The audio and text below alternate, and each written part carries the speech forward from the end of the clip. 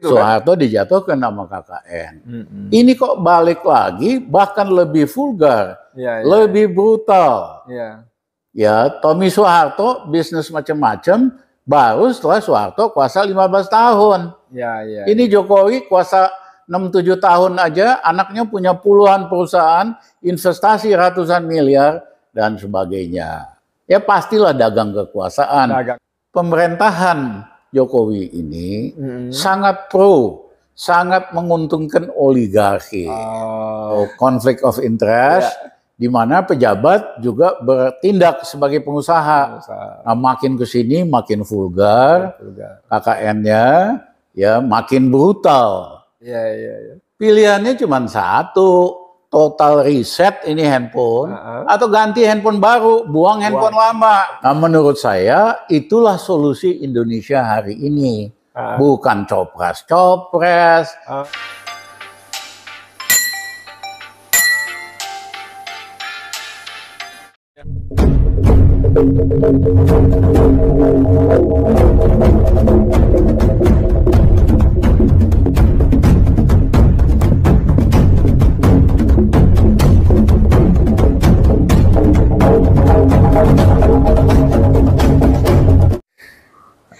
Bismillahirrahmanirrahim. Assalamualaikum warahmatullahi wabarakatuh. Saudara, dengan saya Edi Mulyadi dari Forum News Network FNN.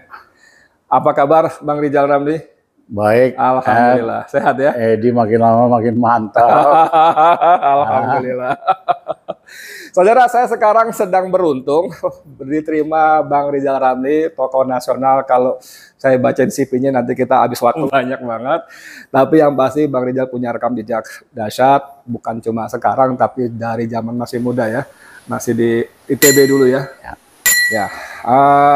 Hari ini kita bicara soal perkembangan update terkini, mendekaitkan dengan kondisi sekarang. Apa betul nih seperti itu? Gimana? Naga-naganya gimana, Bang?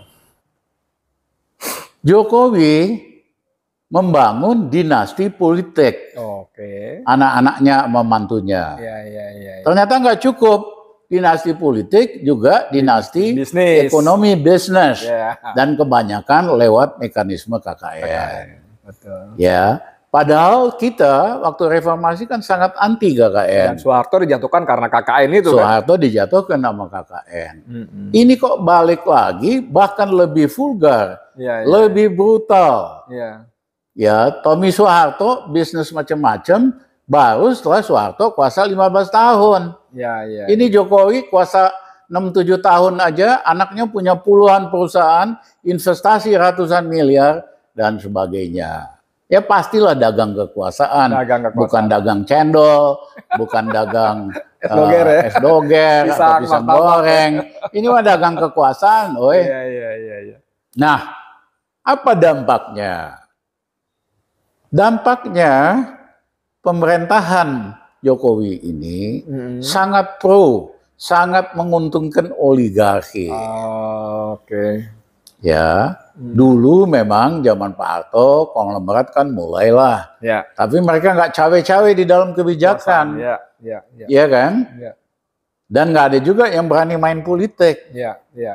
Yang terjadi selama Jokowi, kekuatan-kekuatan besar bisnis ini mulai cawe-cawe buat nyusun kebijakan, undang-undang, dan sebagainya. Belakangan malah sekaligus pelakunya, Bang, yang apa sebut peng-peng. Kemudian juga pelakunya juga. Peng-peng ya? Peng-peng, konflik of interest, di mana pejabat juga bertindak sebagai pengusaha.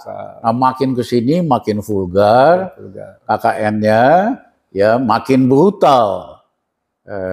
Dan betul-betul bukan lagi kapitalisme kompetitif, tapi ini betul-betul penyalahgunaan kekuasaan negara untuk memperkaya oligarki yang memang sudah kaya raya gitu.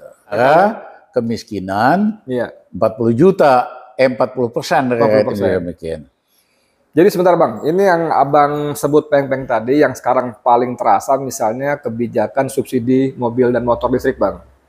Abang tahu yang namanya Muldoko itu ketua asosiasi produsen mobil listrik. Lalu yang namanya Luhut itu punya produsen motor listrik dan dia punya Habis ini namanya program memasok 2 juta motor listrik, padahal itu subsidinya 7 juta. Jadi sebagai pejabat dia bikin peraturan untuk mensubsidi diri sendiri, Bang. Ini yang Abang bilang brutal dan keterlaluan tuh, Bang ya. Untuk kasus ini saya belum komentar. Nanti tunggu pada tanggal waktunya mainnya. tanggal mainnya baru kita geber. Iya. Nah, masa mau begini terus? Iya. Banyak yang tanya. Iya. Ya, karena akibat deformasi ala Jokowi ini, kebanyakan tuh semua bidang error. Iya. Politik error, demokrasi error, hukum error, dan sebagainya. Korupsinya, wow. Bilang brutal. Skandal keuangan itu 349 triliun rupiah atau 23 miliar dolar, Ed. Iya. Skandal keuangan termasuk terbesar di dunia. Ya. Dan itu belum apa-apa, itu orang coba bilang itu puncak gunung es loh, Bang. Ya. Lebih ngeri lagi berarti angka-angka sebesar. Nah, bayangkan, Ed, Presiden Trump pakai hanya 300.000 dolar. Sorry, saya ralat. 120.000 dolar plus 150.000 dolar. Coba ya, 270.000 dolar. Dia pakai dana kampanye dia untuk tutup mulut selingkuhannya. Diperiksa, diadili. Di penjara langsung. Ditahan. Iya kan? Nah, Pak Najib di Malaysia di penjara hanya karena 1 miliar dolar. Sri Mulyani tanggung jawab terhadap 23 miliar dolar skandal keuangan terbesar di dunia. Yang ada cuman PR buat naikin ratingnya konco saya Pak Mahfud, tapi sebagai Menko dia nggak bikin apa-apa yang konkret. Dia kan punya kekuasaan, bisa dia datengin KPK kasih bahannya, periksa nih pejabat-pejabatnya dan sebagainya, ya kan? Jadi dia bikin drama buat pencitraan doang. Naikin bargaining, Bang. Iya, naikin bargaining. Sorry Pak Mahfud ya. Ya dengan cara murahan ya. Nah, ini skandal, saya katakan tadi, korupsi, KKN, dan korupsi. Zaman Jokowi ini lebih ganas, lebih brutal dari Orba. Gitu. Dan juga terjadi di daerah-daerah. Betul. Karena semua kan ngikut nih. Begitu pusat main kayak gitu, KKN, ngelibatin keluarganya ya di daerah juga sama. Ikan rusak, Bang. Ikan busuk kan dari kepalanya. Dari kepalanya. Iya. Nah pertanyaannya, kalau Edi punya handphone, error mulu itu, hukum, error ekonomi, error apa? Apa pilihannya? Pilihannya cuma satu, total reset ini handphone, atau ganti handphone baru, buang handphone lama. Nah ini menarik, masuk persoalan ini saudara sekalian. Nah menurut saya itulah solusi Indonesia hari ini. Bukan copras-copres, iya kan? Bukan apa istilahnya itu ketoprak, copras-copres, iya kan? Copras. Ketoprak, saya bilang ketoprak, copras-copres, iya kan? Kita ganti dulu handphonenya, iya kan? Bagaimana gantinya? Ya kalau kita lihat sejarah Indonesia, begitu Indonesia udah terlalu rusak, terlalu kacau, ya kekuatan rakyat yang mengubah itu. Bung Karno misalnya, begitu keterlaluan, ya mahasiswa, rakyat tahun 66 ya. terjadi perubahan besar-besaran. Begitu Pak Harto juga udah mulai kebangetan soal otoriter dan lain-lain, terjadilah people power, kekuatan rakyat, terutama aktivis dan mahasiswa pro demokrasi tahun 98. Bang, stop dulu Bang, bentar. Ini soal riset total atau ganti handphone. Ini kan penguasa kan bukan mustahil belajar dari para pendahulunya Bang. Soekarno, Soeharto dijatuhkan.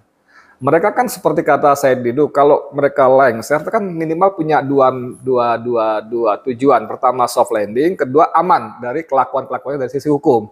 Nah tentu mereka akan lakukan perlawanan Bang. Kayak ya kali lah orang ditangkepin, segala macam dan sebagainya untuk perlawanan supaya mereka bertahan. Nah, gimana kita sebagai itu rakyat? Kan maunya mereka. Mereka ketakutan karena pelanggaran hukum, korupsi KKN sangat brutal. Betul. Takutlah habis ini diadili. Karena bisa jadi presiden dan keluarga presiden yang pertama yang diadili di Indonesia. Dalam sejarah Indonesia ya. Ya, makanya kan panik lah. Sibuk cawe-cawe apa. Walaupun Mbak Mega kasih ingat, Pak Jokowi sampein petugas partai. Soal capres-capres itu urusan saya sebagai ketua umum partai. Agak kuncup dikit. Tapi masih juga. Gerilya terus ya? Gerilya terus. Oke. Nah, saya juga bingung dengan partai-partai resmi ini. Masa segitu naifnya? Kalau 6 tahun Jokowi yang pertama, memang ratingnya naik kok. Siapapun yang nempel, partai politik atau tokoh apa-apa, ya ikut naik ratingnya. Ke bawah ya. Tapi 3 tahun terakhir ini, Jokowi on the way down. Matahari Jokowi akan tenggelam. Kok bisa ketua-ketua partai, capres ini, ya kan, malah sibuk nempel Jokowi. Dia nggak baca, yang di bawah itu udah sebel banget gitu loh. Iya kan? Masa basic itu aja nggak ngerti. 6 tahun yang lalu nempel Jokowi, jilat Jokowi, ya mungkin bagus. Rating naik kan? Ikut naik dong. Tapi ini on the way ke matahari tenggelam. Nah, kalau matahari mau tenggelam, nggak ada yang bisa dilakukan. Artinya matahari mau tenggelam. Kondisi objektif untuk perubahan udah mateng. Mau direm, mau dilawan, tetap nggak bisa gitu. Dalam konteks tadi matahari tenggelam, Bang. Ini teman Abang Surya Paloh 2 hari lalu ngomong, Pak, dia ingatkan Pak Jokowi, roda kehidupan berputar. Kan bisa di bawah ini, gimana kita sebagai orang-orang di luar lingkaran ini menerjemahkan gimana? Surya Paloh loh, walaupun sekarang hubungannya nggak bagus, tapi kan masih bagian dari partai berkuasa. Roda kehidupan berputar Pak Jokowi gitu. Iya, sebetulnya kalau Jokowi mawas diri, keluarganya, orang dekatnya, mestinya ngerti. Nggak mungkin matahari terus bersinar ya. Bersinar pada terus. saatnya tenggelam juga memang. Ada saatnya tenggelam juga. Iya. Iya kan?